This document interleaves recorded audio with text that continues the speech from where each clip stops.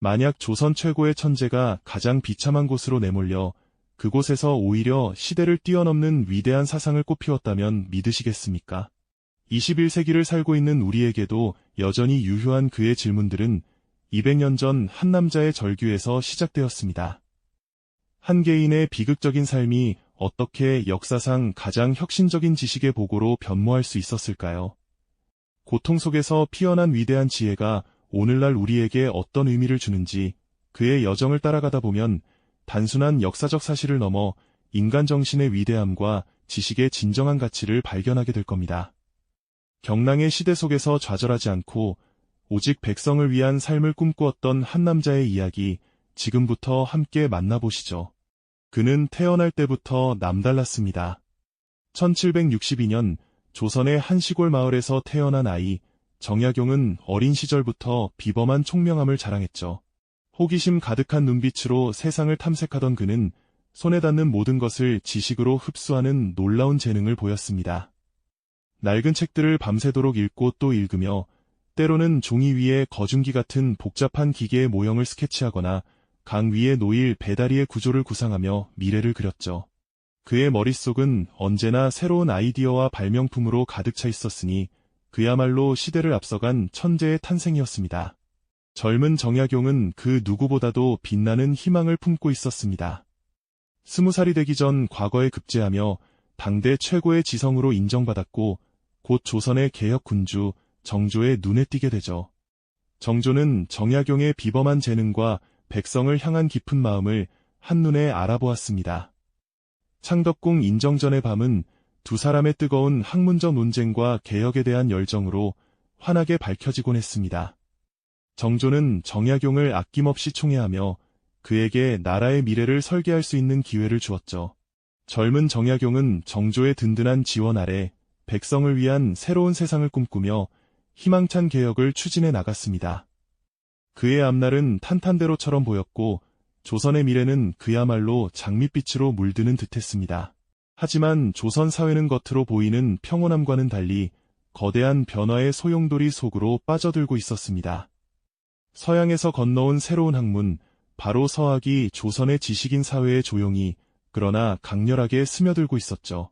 금지된 지식의 유혹처럼 서학 서적들은 몰래 유통되었고 지식인들 사이에서는 은밀한 토론이 이어졌습니다. 이 새로운 사상은 기존의 질서를 뒤흔들 잠재력을 가지고 있었기에 보수 세력에게는 큰 위협이자 제거해야 할 대상이었습니다.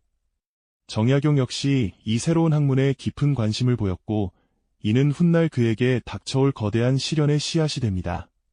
정조대왕의 개혁 정치는 정약용에게 큰 날개를 달아주었지만 그만큼 보수 세력의 견제와 시기 또한 커져만 갔습니다. 서학의 유입과 개혁 세력의 성장은 조선의 뿌리 깊은 유교적 가치관과 충돌하며 미묘한 긴장감을 고조시켰죠. 정약용을 향한 시선은 단순한 질투를 넘어 정치적 공격의 빌미를 찾는 매서운 칼날로 변해가고 있었습니다. 개혁의 꿈이 무르익어가던 그 희망찬 시기에도 알 수 없는 불길함은 마치 먹구름처럼 서서히 드리워지고 있었으니 이는 곧 조선 전체를 뒤흔들 거대한 경랑의 전조였던 겁니다. 그 경랑의 한가운데에 시대를 앞서간 천재 정약용이 서 있었죠. 과연 그는 이 거친 파도를 헤쳐나갈 수 있었을까요? 개혁의 꿈이 무르익어가던 희망찬 시기, 마치 마른 하늘에 드리운 먹구름처럼 조선 전체를 뒤흔들 거대한 경랑의 전조가 현실이 되고 말았습니다. 1800년 개혁 정치의 든든한 버팀목이자 정약용에게는 정신적 스승과도 같았던 정조대왕이 갑작스러운 승하를 맞이한 것이죠. 그의 서거 소식은 단순한 국상의 비보를 넘어 정약용의 삶과 조선의 미래를 송두리째 뒤흔드는 거대한 폭풍의 시작을 알리는 뇌성병력과 같았습니다. 정조의 개혁 의지를 따르던 수많은 신료들은 깊은 상실감에 빠졌지만 그와 반대로 오랜 시간 권력의 주변부를 맴돌던 보수 세력, 즉 노론 벽파는 이 기회를 놓치지 않았습니다. 마치 기다렸다는 듯이 그들은 정조 사후 어린 순조의 등극을 틈타 일사천리로 권력을 장악해 나갔습니다. 새롭게 권력을 잡은 노론 벽파의 눈에 정약용은 그야말로 눈엣가시였습니다. 그는 정조개혁의 상징이자 급진적인 사상을 가진 위험한 인물로 낙인 찍혔죠. 특히 그가 서양의 새로운 학문인 서학, 즉 천주교에 깊은 관심을 보였다는 사실은 그를 제거할 더할 나위 없는 명분이 되어 주었습니다. 유교를 근본으로 삼는 조선사회에서 서학은 이미 사악한 이단으로 규정되어 있었고, 이를 빌미로 개혁 세력을 숙청하려는 움직임은 오래전부터 감지되고 있었으니까요. 그리고 마침내 1801년 그 서슬 퍼런 칼날이 정약용과 그의 가문을 향해 휘둘러집니다. 바로 신유박해라는 이름의 광풍이 조선 팔도를 휩쓴 것이죠. 이 박해는 단순한 종교적 탄압을 넘어 정조의 개혁 세력을 완전히 뿌리 뽑고 자신들의 권력을 공고히 하려는 정치적 숙청의 성격이 강했습니다. 천주교를 믿는다는 이유만으로 수많은 무고한 백성과 지식인들이 끌려갔고 피비린내 나는 취조와 고문이 밤낮으로 이어졌습니다. 온 나라는 공포와 비명으로 가득 찼고 한밤중에도 관군이 들이닥쳐 사람들을 끌고 가는 비극적인 풍경이 일상이 되어버렸습니다. 정약용 역시 이 피바람의 한가운데에 서 있었습니다. 사랑하는 그의 형제들 정약종과 정약전, 그리고 매형 이승훈까지 모두 천주교 신자라는 이유로 혹독한 신문을 견뎌야 했고 결국 차가운 형장의 이슬로 사라지고 말았습니다. 한 집안의 가장이자 학자로서 사랑하는 가족의 비명소리와 죽음의 소식을 연이어 들어야 했던 정약용의 심정은 과연 어떠했을까요? 가슴을 찢는 듯한 슬픔과 도저히 막을 수 없는 무력감이 그의 영혼을 송두리째 짓눌렀을 겁니다. 그 고통은 단순한 슬픔을 넘어 살아남은 자에게 주어지는 가장 잔혹한 형벌이었을 것입니다. 그 자신 또한 의금부로 끌려가 죽음에 이를 정도의 잔혹한 취조와 고문에 시달려야 했습니다. 목숨이 경각에 달린 절체절명의 순간이었죠. 하지만 그는 결코 굴하지 않았습니다. 비록 온몸이 만신창이가 되고 정신이 피폐해졌을지언정 그의 학문에 대한 열정과 백성을 향한 마음만은 꺾이지 않았습니다. 결국 극적으로 사형만은 면했지만 그에게 남은 것은 모든 관직을 박탈당하고 고향을 등진 채 멀고 먼 유배길에 오르는 것이었습니다. 정조대왕의 총애를 받으며 조선의 미래를 꿈꾸던 당대 최고의 지성이 이제는 한낱 죄인의 몸으로 절망의 나락으로 떨어지는 순간이었습니다. 삭발당하고 거친 죄수복을 입은 채 매서운 겨울바람 속에서 정약용은 쓸쓸히 발걸음을 옮겼습니다. 한 걸음 한 걸음이 마치 천근만근의 짐을 지고 가는 듯 무거웠을 겁니다. 그의 눈앞에는 오직 끝없이 펼쳐진 황량한 길과 차가운 바람만이 기다리고 있었을 뿐이죠. 개혁의 꿈은 산산조각이 났고 따뜻한 희망은 마치 신기루처럼 멀어져 간 듯 보였습니다.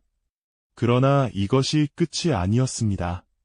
오히려 그의 위대한 사상이 싹트기 시작하는 고통스러웠지만 역설적으로 가장 찬란했던 역사의 서막이었으니 말이죠.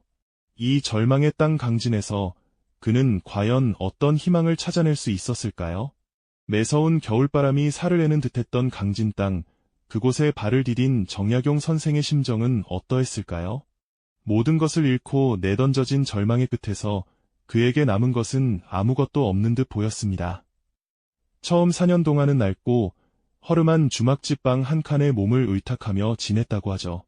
문 밖으로 나서면 낯선 풍경과 차가운 시선만이 기다리고 있었을 테고 밤이 되면 고향과 가족에 대한 그리움, 그리고 꿈처럼 사라져버린 개혁의 열망이 그를 더욱 깊은 고독 속으로 밀어넣었을 겁니다. 말 그대로 육체적, 정신적 고통이 온몸을 옥죄는 나날의 연속이었을 겁니다. 하지만 조선 최고의 지성은 결코 좌절 속에서만 머물지 않았습니다.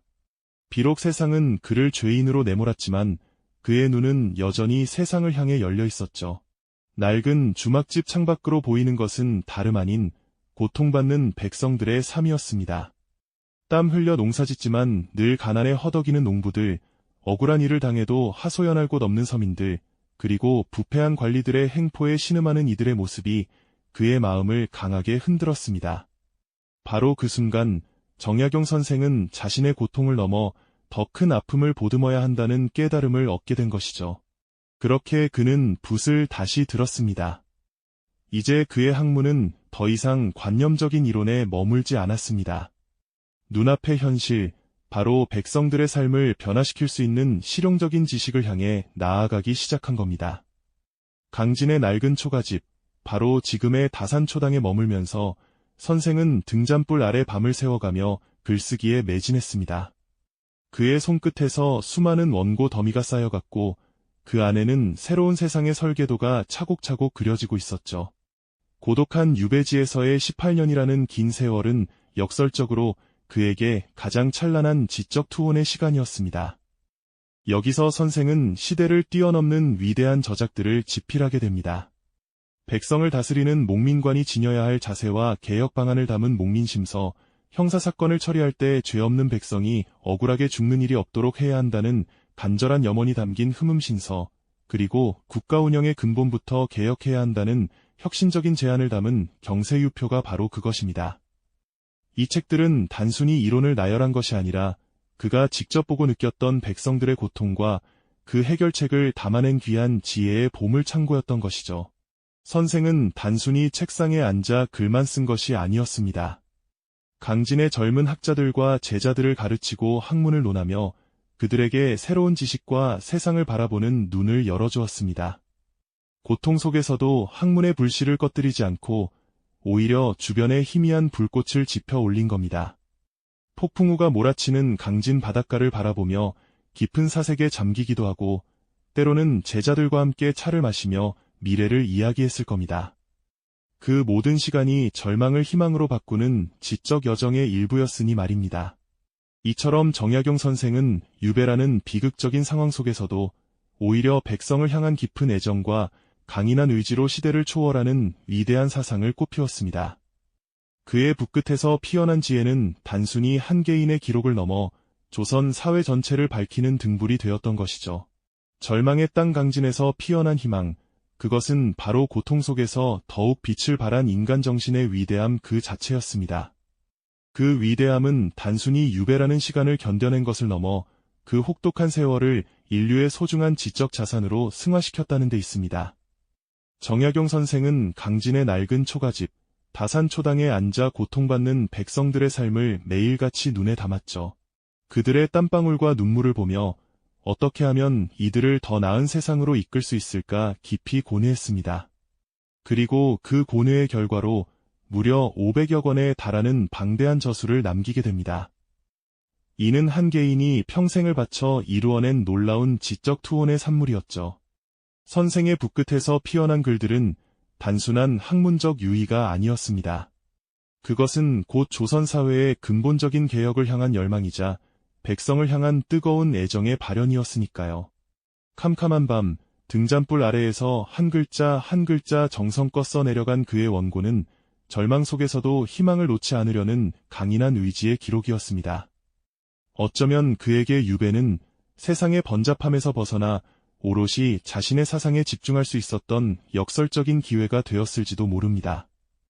마침내 길고 길었던 18년의 유배 생활이 끝이 납니다. 늙고 지친 몸을 이끌고 고향으로 돌아온 정약용 선생의 표정에는 만감이 교차했을 겁니다. 하지만 그의 지적 여정은 멈추지 않았습니다. 고향집에서 가족들과 함께 평온한 말년을 보내면서도 여전히 세상의 이치를 탐구하고 자신의 사상을 정리하는 일을 게을리하지 않았죠. 그가 남긴 수많은 저작들은 비로소 빛을 보기 시작했습니다. 처음에는 숨죽여 읽히던 그의 책들이 점차 조선 후기 지식인들에게 큰 영감을 불어넣으며 새로운 시대의 방향을 제시하는 등불이 되었으니까요. 선생의 사상은 조선 사회의 실용적 지식과 개혁의 바람을 불러일으켰습니다. 그의 혁신적인 아이디어들은 후대의 학자들에게 계승되어 더 나은 세상을 만드는 데 기여했죠. 그리고 시간이 흘러 21세기를 살고 있는 오늘날의 우리에게도 정약용 선생의 지혜는 여전히 깊은 통찰을 제공합니다. 백성을 위한 정치, 공정한 법 집행, 합리적인 경제 시스템, 그리고 인간 존중에 대한 그의 사상은 현대 사회가 안고 있는 수많은 문제에 대한 해답을 찾는 나침반이 되어주고 있습니다. 다산초당에 남아있는 그의 숨결, 그리고 그가 남긴 위대한 유산은 단순한 역사적 사실을 넘어섭니다. 그것은 불확실한 시대 속에서 우리가 어떤 태도로 살아가야 할지, 어떻게 고난을 극복하고 더 나은 사회를 만들어갈 수 있을지에 대한 깊은 성찰을 안겨주죠. 한 시대의 비극이 한 개인의 비범한 정신을 만나 인류에게 영원히 기억될 지혜의 보고로 남았습니다. 정약용, 그의 이름은 고난 속에서도 희망을 찾고 절망 속에서도 혁신을 꿈꾸었던 위대한 인간 정신의 상징으로 영원히 빛날 것입니다. 이 영상이 도움이 되셨다면 좋아요와 구독 부탁드립니다. 여러분의 응원이 제게 큰 힘이 됩니다. 다음 영상에서도 더 유용한 정보를 공유하겠습니다. 감사합니다.